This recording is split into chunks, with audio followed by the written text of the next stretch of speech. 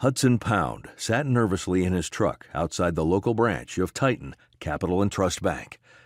If he didn't get the loan, the small chain of hardware stores he'd worked so hard to build would have to be liquidated. He'd lose everything.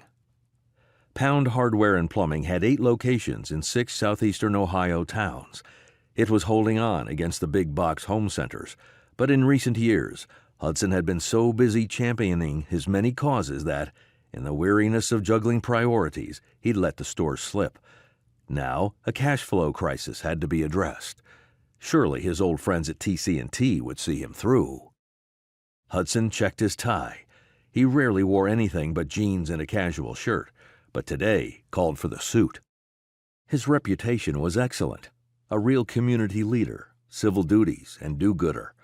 However, banks were only interested in numbers, and Pound Hardwares weren't solid enough to get the loan without putting up his house, and even then. But that's where years of extensive charity work might tip the scales. Hudson hadn't done that to help get a loan. It had been out of guilt, the deep, burning kind that can ruin a life. He'd been running from the pain of it for almost 3 decades. When will I escape it? He wondered while looking into the mirror. When? Today, like so many times before, he had to force his past out of his mind. Take care of business, get the loan. Otherwise he didn't know what. Maybe he'd find a teaching job, get a cheap rental on 8th Street.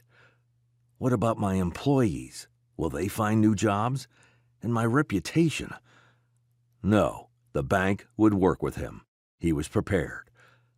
Look sharp, he whispered to himself as he got out of the truck. Hudson took 3 steps and tripped over the curb, his right knee hitting a protruding piece of rebar.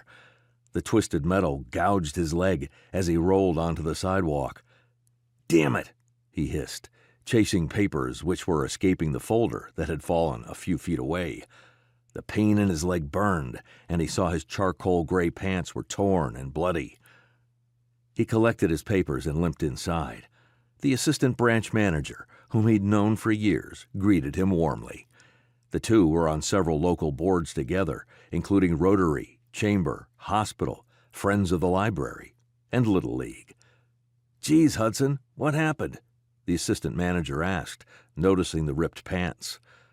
Blood was running down Hudson's leg. The top of his sock was wet and sticky. "You should see the other guy," Hudson joked, trying to cover with a laugh as he winced. "No, really, let's get that cleaned up." Hudson followed the man into a break room where a large first aid kit was anchored to the wall. After washing the wound, Hudson taped on a big square of sterile gauze that the assistant manager had handed him and called it good. Nothing could be done about the pants.